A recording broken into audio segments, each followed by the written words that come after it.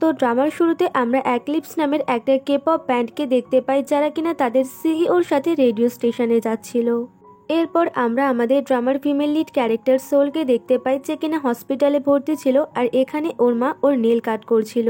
আর এই নেল কাট করতে করতে ওর মা ওর পা কেটে ফেলে এবং সেখান দিয়ে রক্ত বেরোতে লাগে। আর এতে ওর মা অনেক বেশি ভয় পেয়ে যায় আর ওকে বলতে লাগে যে তোমার বেশি লাগেনি তো। আর এতেও সোলের কোনো রিয়াকশন ছিল না কারণ ওর পা তো পুরো অচেতন অবস্থায় ছিল। তো ওর মা এবার ওর কাটা জায়গায় ওষুধ লাগানোর জন্য ওষুধ আনতে যেতে লাগে আর এখানে তাড়াহুড়ো করে যাওয়ার পথে ওর মায়ের পায়ে লেগে একটা কাচের গ্লাস ভেঙে যায়। কিন্তু ওর মা এতে বেশি পাত্তা না দিয়ে ওষুধ আনতে বেরিয়ে যায় আর ঠিক তখনই সোল একটা কাচের টুকরো তুলে নেয় আর ভাবতে লাগে যে এটা দিয়ে ও ওর হাতের শিরাই কেটে ফেলবে।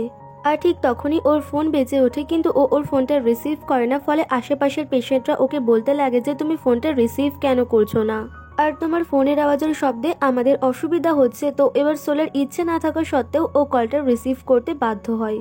আর এই কলটা রিসিভ করা মাত্রই ও বুঝতে পারে যে একটা রেডিও স্টেশন থেকে ওকে কল করা হয়েছে, কারণ সামনের রেডিওতেও এই সমস্ত কথাবার্তা শোনা যাচ্ছিল। আর এই রেডিও স্টেশনে বসে কল করছিল একদল কে-পপ ব্যান্ড যাদের কিনা আমরা ড্রামার শুরুতে দেখেছিলাম। তো সুনজে এখানে ওকে বলতে লাগে তুমি কি আমাকে চেনো না, আমি অ্যাক্লিপস কে-পপ ব্যান্ডের একজন মেম্বার। আর এর উত্তরে সোলোকে উত্তর দেয় যে না আমি চিনি না। আর তখন রেডিও স্টেশনের একজন মেম্বার ওকে বলে ওঠে যে আমাদের কলটা রিসিভ করার জন্য অনেক ধন্যবাদ আর আমরা আপনাকে সেই কারণে একটা রানিং শুজ গিফট পাঠাতে চাই। এতে সোল বলে আমার এসবের কোনো দরকার নেই। আর তখন সেই মেয়েটা ওকে বলতে লাগে যে তাহলে তোমার কিরকম গিফট পছন্দ, তাহলে কি আমরা একটা নিউ মডেলের বাইক পাঠাবো। তো সোল এবার আরো বেশি রেগে যায় আর চিৎকার করে বলতে লাগে যে বললাম না আমার কোনো কিছু লাগবে না আর আমি হাঁটতে চাই, আর তোমরা কি পারবে আমাকে হাঁটাতে, আর তোমরা কি আমার মজা ওড়ানোর জন্য আমাকে কল করেছো, তাছাড়া তোমাদের জীবন এত ভালো আছে তাহলে তোমরাই মজা করো না কেন, আমার জীবনে এত ইন্টারফেয়ার করতে এসো না। তাছাড়া আমার যেখানে বেঁচে থাকতে ইচ্ছা করছে না সেখানে তোমরা আমাকে ফালতু কল করে আমাকে বিরক্ত করছো, আর আমার নাম্বারে যদি আবারও কল করো না তাহলে আমি তোমাদের রেডিও স্টেশনে জ্বালিয়ে দেব। আর এটা বলে ও রেগে ওর ফোনটা ছুঁড়ে ফেলে দেয়। তো শুনছি এবার ওকে বলতে লাগে তুমি কি আমার কথা শুনতে পাচ্ছ, আর তুমি যে বেঁচে আছো তার জন্য অনেক অনেক ধন্যবাদ, আর তোমার বেঁচে থাকাটা তোমার ফ্যামিলির কাছে অনেক জরুরি, আর এখন হয়তো তোমার মুড খারাপ রয়েছে কিন্তু কিছুদিন পরে তোমার মুড এমনিই ভালো হয়ে যাবে, আর তখন তোমার মনে হবে তুমি বেঁচে থেকে অনেক ভালো কাজ করেছো, আর আশা করছি তোমার জীবন অনেক ভালো কাটবে। ইতিমধ্যে ওর মা এখানে চলে আসে আর তারপর সোল ওর মাকে জড়িয়ে ধরে অনেক কান্না করতে লাগে। এরপর আমরা 2022 সালের দৃশ্য দেখতে পাই যেখানে আমরা দেখি সোলের পুরো রুমে সুনজের ছবি আর পোস্টার লাগানো রয়েছে। আর এখান থেকেই আমরা বুঝতে পারি যে সোল এখন পুরোপুরিভাবে সুনজের অনেক বড় ফ্যান হয়ে গিয়েছে। দেন আমরা দেখি সোল ঘুমিয়ে রয়েছে আর এখানে ওর গ্র্যান্ডমা ওর সারা মুখে লিপস্টিক লাগাচ্ছে আর নিজের মুখেও লিপস্টিক লাগাচ্ছে। আর এখানে আমরা এটা জানতে পারি যে সোলের গ্র্যান্ডমা মানসিকভাবে অসুস্থ আর এই কারণেই উনি এমন বাচ্চাদের মতো ব্যবহার করে থাকেন। ইতিমধ্যে সোল খেয়াল করে যে ওর গ্র্যান্ডমার হাতে সুনজের ঘড়ি রয়েছে আর এই ঘড়িটা ও নিলামে অনেক টাকা দিয়ে কিনেছিল। আর এটা যেহেতু সুনজের ঘড়ি ছিল আর এই কারণে এই ঘড়িটা ওর কাছে অনেক বেশি ইম্পর্টেন্ট ছিল। আর এই ঘড়িটা নিয়েই ওর গ্র্যান্ডমা খেলা করতে লাগে, ফলে ও ওর গ্র্যান্ডমার থেকে ঘড়িটা চায় কিন্তু ওর গ্র্যান্ডমা ওকে ঘড়িটা দেয় না আর ঘড়িটা নিয়ে এখান থেকে পালিয়ে যায়। তো সোল এবার প্রচন্ড চিৎকার করতে লাগে আর ওর মাকে বলতে লাগে যে মা তুমি গ্র্যান্ডমাকে আমার ঘড়িটা দিয়ে দিতে বলো, আর ঘড়িটার যদি কিছু হয় তাহলে আমি কিন্তু মরেই যাব। তো ওর মা এবার ওর গ্র্যান্ডমাকে কোনো রকম ভাবে ভুলিয়ে ভালিয়ে ওই ঘড়িটা নিয়ে সোলকে দিয়ে দেয় আর ওকে বলতে লাগে যে তুমি তো সেমজের অনেক বড় ফ্যান হয়ে গিয়েছো, তাছাড়া ওর আজকে কনসার্ট আছে তাই না। আর এর উত্তরে সোল ওর মাকে জানায় যে হ্যাঁ ও আজ 5 বছর পরে ওর কনসার্ট করছে। এরপর আমরা সঞ্জয়কে দেখতে পাই ও ওর কনসার্ট করার জন্য রেডি হচ্ছিল আর ঠিক তখনই সিইও ওখানে আসে আর ওর ওপরে চিৎকার করতে লাগে আর ওকে বলতে লাগে যে তুমি মিস্টার পার্ককে কেন মানা করেছো যে তুমি মুভি করতে পারবে না, আর আমি তো তোমাকে বলেইছি যে তুমি এই মুভিটা করা শেষ করো আর তারপর আমি তোমাকে কিছুদিনের ব্রেক দিয়ে দেব। আর এতে সঞ্জয় ওর সিইওকে জানায় যে আমার কোনো ব্রেক চাই না, আমি এই কেরিয়ার থেকে রিটায়ার করতে চাই। এতে সিইও কিম ওকে বলতে লাগে তুমি একবারও তোমার ফ্যানদের কথা ভাববে না, আর তুমি যখন এই কেরিয়ারটা ধ্বংস করে ফেলবে না তখন তুমি অনেক বেশি রিগ্রেট করবে। আর এর উত্তরে সঞ্জয় ওকে জানায় যে আমি কোনো রিগ্রেট করব না। পরের দৃশ্যে আমরা দেখি সোল রেডি হয়ে ওর বেস্ট ফ্রেন্ডের সঙ্গে সঞ্জয়ের কনসার্ট দেখতে যাচ্ছে। আর এখানে ওর বেস্ট ফ্রেন্ড ওকে একটা অ্যালবাম দেয় যেখানে কিনা সঞ্জয়ের স্কুল লাইফের ফটো ছিল।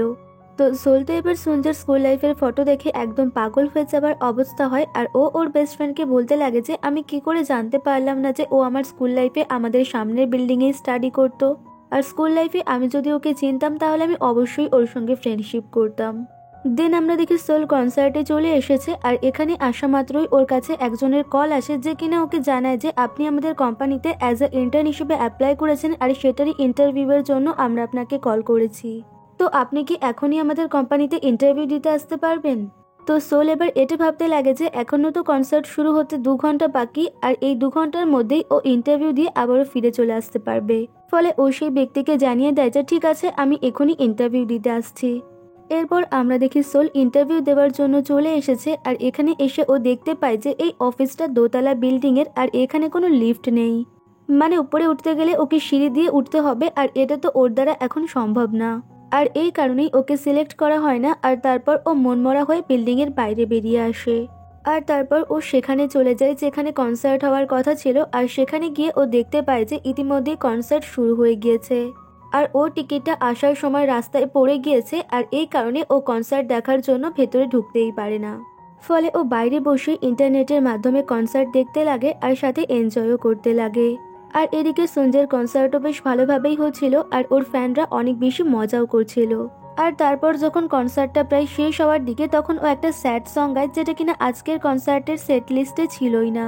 এরপর সঞ্জয় যখন কনসার্ট শেষ করে ব্যাক স্টেজে ফিরে আসে তখন ওর দলের বাকি মেম্বাররা ওর উপরে রাগ করতে লাগে আর ওকে বলতে লাগে যে তুমি যে রিটায়ার করে নেবে এই খবরটা কেন আমাদের অন্য কারোর কাছ থেকে শুনতে হবে।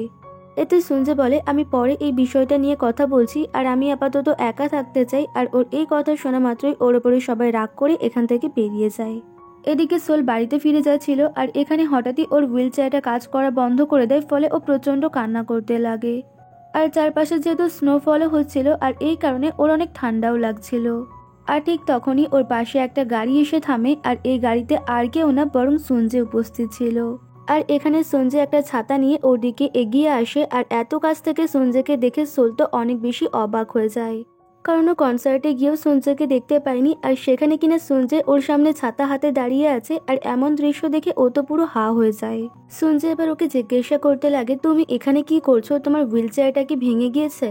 আর এর উত্তরে সোল ওকে কিছুই বলে না, শুধু ওর দিকে হা করে তাকিয়ে থাকে। আর এদিকে সঞ্জয় খেয়াল করে যে ওর হাত কাঁপছে ফলে ও ওর নিচের রুমালটা বের করে ওর হাতে দেয় আর বলে এটা তোমার দরকার। সোল এবার কান্না শুরু করে দেয় আর এটা দেখে সঞ্জয় ওকে জিজ্ঞাসা করে যে তুমি কান্না কেন করছো, আমি তো তোমাকে কাঁদাইনি। এতে সোল বলে আমি আজকে অনেক বেশি হ্যাপি আর এই কারণেই আমার কান্না পাচ্ছে। তাছাড়া আমি তোমার অনেক বড় ফ্যান। আর এতে সঞ্জয় বলে সে তো তোমার হেয়ার ব্যান্ড দেখেই বোঝা যাচ্ছে যেখানে লেখা রয়েছে সঞ্জয়কে কিডন্যাপ করো আর পালিয়ে যাও। তাছাড়া তুমি এখন বাড়ি কি করে যাবে, চলো আমি তোমাকে বাড়িতে পৌঁছে দিয়ে আসছি। আর ঠিক তখনই সোলের বেস্ট ফ্রেন্ড এখানে এসে উপস্থিত হয় সোলকে বাড়িতে নিয়ে যাওয়ার জন্য। ফলে সোলের আর সঞ্জয়ের সঙ্গে ওর বাড়ি যাওয়া হয় না। কিন্তু তারপরে সঞ্জয় ওর ছাতা আর রুমালটা ওকে দেয় আর বলে এগুলো তুমি তোমার কাছেই রাখো। আর সোলও ওকে একটা ক্যান্ডি টাইপের কিছু গিফট করে। পরের দৃশ্যে আমরা দেখি সোল বাড়িতে ফিরে এসেছে আর এখানে এসে ও ওর মাকে জিজ্ঞাসা করছে যে মা আমার অ্যাক্সিডেন্টের সময় কে আমাকে বাঁচিয়েছিল। আর এর উত্তরে ওর মা ওকে বলতে লাগে সেসব তো অনেক বছর আগের কথা আর তাদের নাম আমার মনে নেই। তাছাড়া তুমি আজ হঠাৎ কেন এই বিষয়ে জিজ্ঞাসা করছো? আর এর উত্তরে সোল ওর মাকে জানায় যে কারণ আজ আমার এমন একজনের সঙ্গে দেখা হয়েছিল যার জন্য আমি লাইফে বেঁচে থাকার মোটিভেশন পেয়েছি। আর তাই আমার এখন এটা ভেবে খারাপ লাগছে যে যে আমার প্রাণ বাঁচিয়েছিল তাকে আমি থ্যাংক ইউও বলতে পারিনি। এরপর আমরা সঞ্জয়কে দেখতে পাই ও ব্যালকনিতে দাঁড়িয়েছিল আর ওর ঘরে একগাদা ওষুধপত্র ছড়িয়ে ছিটিয়েছিল। আর এদিকে দুজন ওয়েটার ওকে নিয়েই গসিপ করছিল যে সঞ্জয় কত হ্যান্ডসাম। আর ঠিক তখনই ওপর থেকে কেউ একটা পুলে ঝাঁপ মারে আর এটা আর কেউ না বরং সঞ্জয়ই ছিল। ইতিমধ্যেই আমরা দেখি সোলের কাছে একগাদা মেসেজ আসতে লাগে আর এখানে গ্রুপের সবাই এটাই বলা বলি করছিল যে সঞ্জয় সুইসাইড করার চেষ্টা করেছে। আর তারপর ও কিছু ভিডিও দেখতে পায় যেখানে কিনা সঞ্জয়কে সিপিআর দেওয়া হচ্ছিল আর এখানে ও জানতে পারে যে সঞ্জয়ের অবস্থা খুবই ক্রিটিক্যাল আর ওকে কোরিয়া ইউনিভার্সিটি হসপিটালে নিয়ে যাওয়া হচ্ছে। তো সোল এখানে প্রচন্ড ভয় পেয়ে যায় আর তাড়াহুড়ো করে হসপিটালের উদ্দেশ্যে বেরিয়ে পড়ে। আর এখানে তাড়াহুড়ো করে যাওয়ার পথে রাস্তায় একটা লোকের সঙ্গে ধাক্কা লেগে ওর হাতে থাকা সঞ্জয়ের ঘড়িটা নিচে জলে পড়ে যায়। ফলে সোল ওর হুইল চেয়ার থেকে নেমে কোনো রকমের জলের ভেতরে চলে আসে সঞ্জয়ের ঘড়িটাকে উদ্ধার করার জন্য। এদিকে হসপিটালে সঞ্জয়কে ইলেকট্রিক শক দেওয়া হচ্ছিল কিন্তু তারপরেও ওকে বাঁচানো যায় না, ও হসপিটালেই মারা যায়। ইতিমধ্যে সোল জল থেকে ঘড়িটা তুলে নেয় আর বিল বোর্ডে দেখতে পায় যে নিউজে দেখানো হচ্ছে একলিপসের মেম্বার সঞ্জয় মারা গিয়েছে। তো সোল এবার প্রচন্ড কান্না করতে লাগে আর বলতে লাগে যে এটা কিছুতেই হতে পারে না, আমি তোমার জন্য বাঁচা শিখেছি আর তুমি কিভাবে আমাকে ছেড়ে এইভাবে মারা যেতে পারো। আর ঠিক তখনই ওর হাতে থাকা সঞ্জয়ের ঘড়ির টাইম চেঞ্জ হয়ে যায় আর ও দেখতে পায় যে আশেপাশে সবকিছু থেমে গিয়েছে। আর তারপর ওর চোখ খোলে একটা ক্লাসরুমে, যেখানে কিনা একটা স্যার ওকে বকাবকি করছিল। তো সোল তো এবার কিছুই বুঝতে পারে না আর স্যারকে বলতে লাগে যে আমি এখানে কি করছি আর এটা কি একটা ক্লাসরুম। তো স্যার তো ওর এসব কথায় প্রচন্ড রেগে যায় আর ওকে বলতে লাগে যে তুমি কি জেগে জেগে স্বপ্ন দেখছো নাকি, আর এটা কি ঘুমানোর জায়গা। এদিকে সোল তো স্যারের কথায় কানই দেয় না আর এটা খেয়াল করতে লাগে যে ওর পা এখন পুরোপুরিভাবে ঠিক হয়ে গিয়েছে আর ও ঠিকঠাক করে হাঁটতেও পারছে। তো ও এবার নিজেকে নিজেই বলতে লাগে আমি হয়তো সত্যিই স্বপ্ন দেখছি, আর এটা বলেই ও ক্লাসরুম থেকে পালিয়ে যায় সঞ্জয়ের খোঁজ করার জন্য। কারণ সঞ্জয়ের স্কুল ওদের স্কুলের একদম সামনেই, আর এখানে যাওয়ার পথে ও একটা ছেলেকে জিজ্ঞাসা করতে লাগে যে তুমি কি জানো সঞ্জয় কোথায় রয়েছে। তো ছেলেটা ওকে জানিয়ে দেয় যে সঞ্জয় কোথায় রয়েছে। এরপর আমরা সঞ্জয়কে দেখতে পাই ও ওর সুইমিং কম্পিটিশনে এসেছিল আর এই সালটা ছিল 2008 সাল। আর সঞ্জয় এখানে সুইমিং কম্পিটিশন জিতে গিয়েছিল, যে কারণে ও অনেক বেশি হ্যাপি ছিল। আর ঠিক তখনই সোল এখানে এসে উপস্থিত হয় আর চিৎকার করে ওকে ডাকতে লাগে। আর তারপর ও দৌড়ে সঞ্জয়ের কাছে চলে আসে আর ওকে জড়িয়ে ধরে। আর তখন সঞ্জয় ওকে জিজ্ঞাসা করতে লাগে যে তুমি কে। সঞ্জয় এবার ওকে দূরে সরিয়ে দেওয়ার চেষ্টা করে, কিন্তু সোল তো ওকে একদমই ছাড়ে না, উল্টে ওকে আরো শক্ত করে জড়িয়ে ধরে বলতে লাগে যে আমি জানতাম না তুমি এত কষ্টের মধ্যে দিয়ে যাচ্ছ, আর আমি যদি আগে জানতাম তুমি এতটা স্ট্রাগল ফেস করছো তাহলে আমি কখনোই তোমাকে একাকী হতে দিতাম না, আমি সবসময় তোমার পাশে থাকতাম। আর আই লাভ ইউ সঞ্জয়, আমি তোমাকে অনেক ভালোবাসি আর আমি তোমাকে কখনোই হারাতে চাই না। ইতিমধ্যে সিকিউরিটি গার্ডরা এখানে চলে আসে আর ওকে ধরে নিয়ে বাইরে বের করে দেয়। পরের দৃশ্যে আমরা দেখি সোল রাস্তার মাঝে বসে কান্নাকাটি করছে, আর ঠিক তখনই সঞ্জয় এই রাস্তা দিয়ে যাচ্ছিল। ফলে ও সোলকে দেখে জিজ্ঞাসা করতে লাগে যে তুমি এখানে কি করছো। দেন ও সোলকে হালকা টাচ করতেই সোল একেবারে রাস্তায় গড়িয়ে পড়ে আর ওকে বলতে লাগে যে আমরা দুজনেই মারা গিয়েছি আর তুমি একটা ভূত। দেন ও আবারও খুব জোরে কান্না শুরু করে দেয় আর ওকে বলতে লাগে আমি যেহেতু তোমাকে দেখতে পাচ্ছি তার মানে আমিও নিশ্চয়ই মারা গিয়েছি। এদিকে সঞ্জয় তো ওর কোনো কথাই বুঝতে পারছিল না আর ও ওর সামনে একটা ঘড়ি দেখতে পায় আর ওকে এটা দিয়ে বলতে লাগে যে এরকম ঘড়ি আমারও আছে। এতে সোল বলে এই ঘড়িটা তোমারই, তাছাড়া আমি তোমাকে কোথাও একা যেতে দেবো না, এখন থেকে আমরা একসাথেই থাকবো। কিন্তু আমার মা আর গ্র্যান্ডমার কি হবে। আর এটা বলে ও আবারও কান্না শুরু করে দেয়।